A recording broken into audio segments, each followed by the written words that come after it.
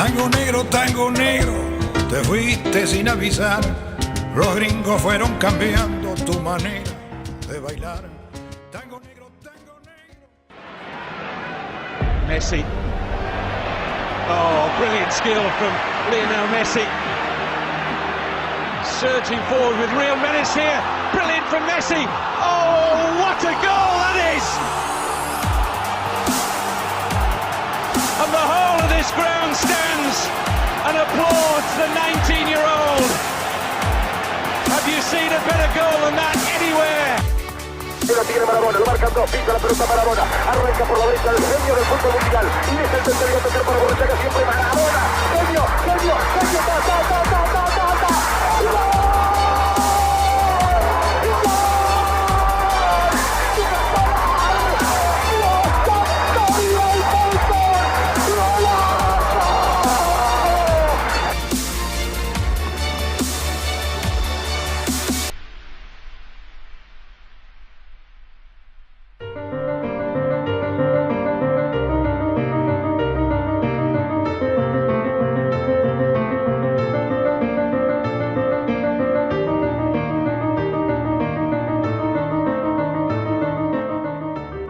Lionel Messi et Diego Maradona, deux légendes absolues du football argentin, véritables icônes populaires et certainement les deux personnalités les plus influentes d'Argentine sur le dernier siècle.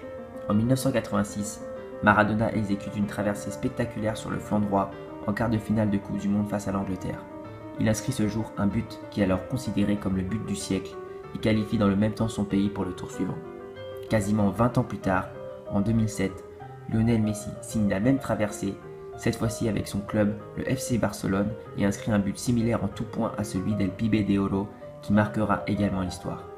Si l'Argentine produit de tels prodiges en football, ce n'est pas un hasard. Ici, ce sport est une véritable religion. Avec un premier match en 1893, la Ligue de football argentine est la troisième plus ancienne du monde. Plus de 90% de la population se déclare fervent supporter d'un club et la domination sud-américaine du football argentin est sans appel sur son continent, avec un palmarès pour les clubs argentins constitué du plus grand nombre de Copa Intercontinentale et Libertadores, l'équivalent de la Ligue des Champions en Europe. 22 au total, loin devant son principal rival le Brésil, qui lui en possède 13. Nous sommes à Buenos Aires. Ici, dans la capitale, le football est constamment présent. C'est une véritable passion pour une grande partie de la population. Mais même si celle-ci est unie dans cette mentalité, le foot divise forcément au niveau national, et notamment à Buenos Aires, puisque ce n'est pas moins de 5 clubs de la ville qui s'affrontent dans la ligue principale du pays, celui dominant étant le célèbre Boca Juniors. Tout cela donne lieu à des scissions qui vont au-delà du sport, puisqu'elles reflètent tout simplement une lutte des classes. La bourgeoisie soutenant massivement les River Plate, tandis que la classe populaire, elle, est derrière Boca. Cette grande rivalité, certainement la plus fameuse d'Argentine, donne d'ailleurs lieu chaque année au match nommé Super Clásico, légendaire derby entre les deux clubs. Le foot, c'est également un espoir pour la jeunesse des classes modestes dont l'avenir professionnel est souvent compromis. Nous avons rencontré un jeune équatorien, joueur réserviste de Boca, qui vit donc à Buenos Aires. Nous le retrouvons tout de suite pour une interview. Hola Nicolás. Hola, ¿Puedes presentarte? me llamo Nicolás Sánchez y tengo 18 años. ¿Y de dónde vienes, Nicolás? De Ecuador, de la capital Quito. ¿Y por qué estás aquí en Buenos Aires? Precisamente estoy en Buenos Aires porque Boca Juniors me contrató. ¿Y cómo fue el proceso de selección de Boca Junior en ti? Bueno, en sí Boca Juniors coordinó con mi director en Independiente del Valle, porque tenemos buena cantera en Independiente del Valle, y creo que fui la mejor opción para él, y coordinaron y hablaron, y estoy acá. Muy bien. ¿Y qué piensas del equipo Boca Junior? En sí pienso que es el mejor de Argentina, la verdad. Ha ganado tantas copas y tiene una historia magnífica. Me encantaría jugar para ellos como jugador profesional. El fútbol parece muy importante para ti. ¿Por qué te gusta el fútbol? En sí el fútbol, más que un deporte, es una pasión para mí, ya que lo jugaba desde pequeño y mi papá igual era futbolista profesional. Y como le has dicho, tienes un nivel profesional. Entonces, ¿eres pagado para Sí. jugar? Sí. ¿Y cuánto?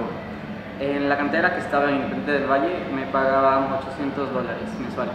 $800. Mensuales.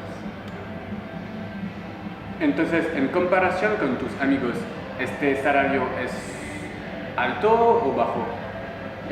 Sí, a los delanteros, como yo, nos pagan un poco más en la cantera de Independiente del Valle. A los defensas un poco menos y a los porteros igual menos. En sí, mi salario es un poco alto para mis amigos. Y en comparación con tus amigos que no juegan. Demasiado alto. Tengo una última pregunta. Okay. ¿Piensas que el fútbol es una motivación para los jóvenes en la vida? Sí, demasiado, ya que gracias al fútbol te olvidas de los problemas, haces nuevos amigos. Ese deporte es el mejor, no hay palabras para describir lo que es. Muy bien, magnífico. Muchas gracias, Igual, Nicolas. un gusto. À présent, nous allons vous montrer les coulisses d'un match du club mythique de Buenos Aires, Boca Juniors. Nous assistons au match opposant Boca à l'Alianza Lima, pour un match à enjeu important. Boca n'a plus le choix. Boca se doit de gagner afin de pouvoir poursuivre son chemin au sein de la Copa Libertadores, l'équivalent de la Champions League en Amérique du Sud. La tension est donc à son comble. La première image qui nous frappe, c'est la ferveur de toute une ville. Et je dis bien toute une ville. On peut voir des personnes âgées, des enfants, des familles sur le chemin du stade. Tout le monde ne parle que de cet événement des jours avant le match. Ici, le football est affaire de religion. Comme un Argentin nous l'a dit, il y a un dicton célèbre à ce sujet en Argentine.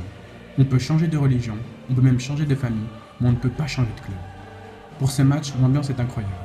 Les chants de supporters de la rue jusqu'au stade. Et c'est un résultat sans appel. 5-0 pour Boca. À 5 fois, le stade s'embrase. Ici, pas de discrimination. Le public n'est qu'un seul homme. Et tout le monde se prend dans les bras à chaque but. Il faut reconnaître que l'adversaire est copieusement sifflé. Mais c'est une tradition selon nos voisins.